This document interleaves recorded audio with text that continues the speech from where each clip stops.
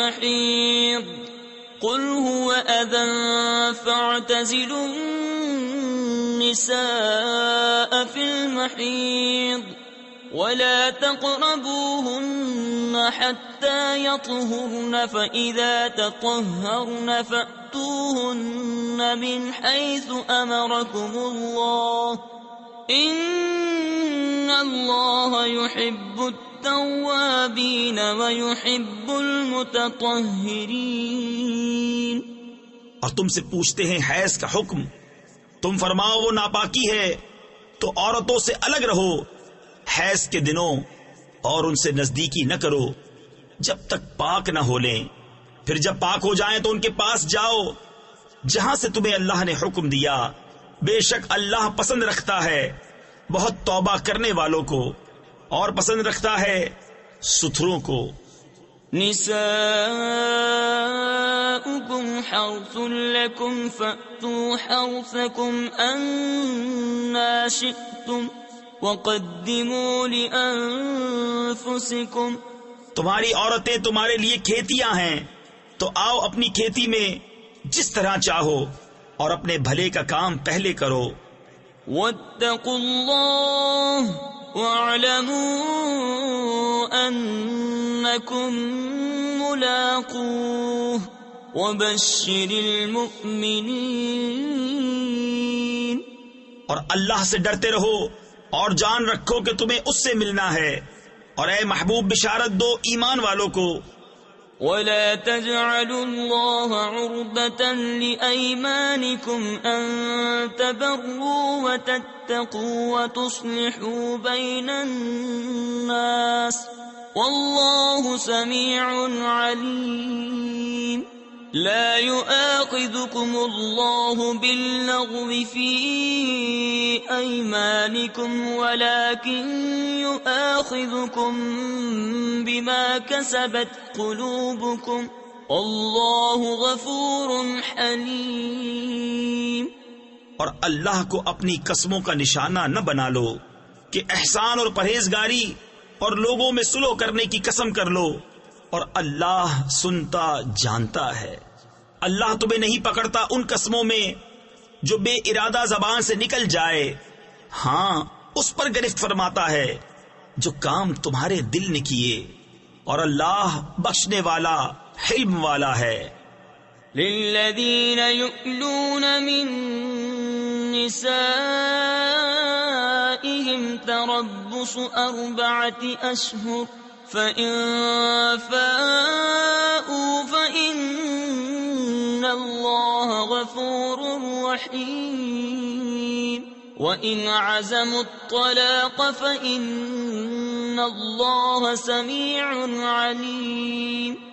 وہ جو قسم کھا بیٹھتے ہیں اپنی عورتوں کے پاس جانے کی، انہیں 4 مہینے کی مہلت ہے، پس اگر اس مدت میں پھر آئے تو اللہ بخشنے والا مہربان ہے، اور اگر چھوڑ دینے کا ارادہ پکا کر لیا تو اللہ سنتا جانتا ہے۔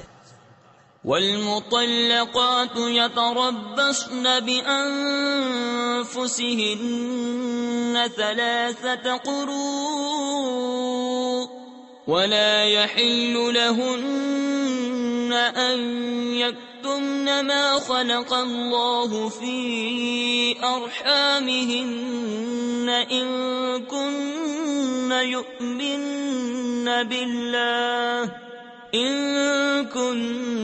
يؤمن بالله واليوم الآخر۔ اور طلاق والیاں اپنی جانوں کو روکے رہیں 3 حیض تک، اور انہیں حلال نہیں کہ چھپائیں وہ جو اللہ نے ان کے پیٹ میں پیدا کیا، اگر اللہ اور قیامت پر ایمان رکھتی ہیں۔ وَبُعُولَتُهُنَّ أَحَقُّ بِرَدِّهِنَّ فِي ذَلِكَ إِنْ أَرَادُوا إِصْلَاحًا وَلَهُنَّ مِثْلُ الَّذِي عَلَيْهِنَّ بِالْمَعْرُوفِ وَلِلرِّجَالِ عَلَيْهِنَّ دَرَجَةٌ وَاللَّهُ عَزِيزٌ حَكِيمٌ۔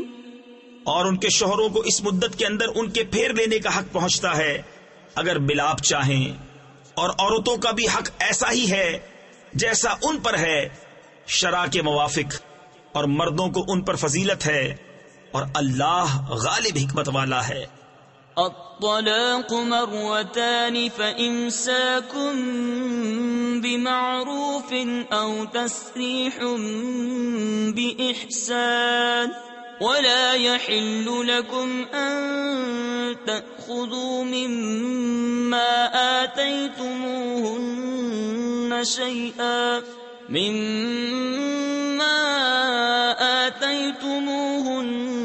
شيئا إلا أن يخافا ألا يقيما حدود الله، فإن خفتم ألا يقيما حدود الله فلا جناح عليهما فيما افتدت به۔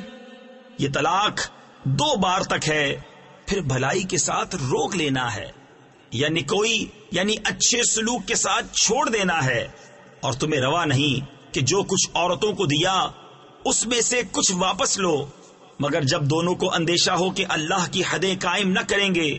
پھر اگر تمہیں خوف ہو کہ وہ دونوں ٹھیک انہی حدوں پر نہ رہیں گے تو ان پر کچھ گناہ نہیں اس میں جو بدلہ دے کر عورت چھٹی لے۔ تفسیر خزائن العرفان میں ہے، عورت اگر مال کے عوض طلاق حاصل کرے تو اس طلاق کو خلا کہتے ہیں، اور خلا طلاق بائن ہوتا ہے۔ تلك حدود الله فلا تعتدوها ومن يتعد حدود الله فأولئك هم الظالمون۔ فإن طلقها فلا تحل له من بعد حتى تنكح زوجا غيره، فإن طلقها فلا جناح عليهما أن يتراجعا إن ظنا أن يقيما حدود الله، وتلك حدود الله يبينها لقوم يعلمون۔ یہ اللہ کی حدیں ہیں، ان سے آگے نہ بڑھو، اور جو اللہ کی حدوں سے آگے بڑھے تو وہی لوگ ظالم ہیں۔ پھر اگر تیسری طلاق اسے دی تو اب وہ عورت اسے حلال نہ ہوگی جب تک دوسرے خاوند کے پاس نہ رہے۔ پھر وہ اگر دوسرا اسے طلاق دے دے تو ان دونوں پر گناہ نہیں کہ پھر آپس میں مل جائیں، اگر سمجھتے ہوں کہ اللہ کی حدیں نبھائیں گے، اور یہ اللہ کی حدیں ہیں جنہیں بیان کرتا ہے دانش مندوں کے لیے۔ وَإِذَا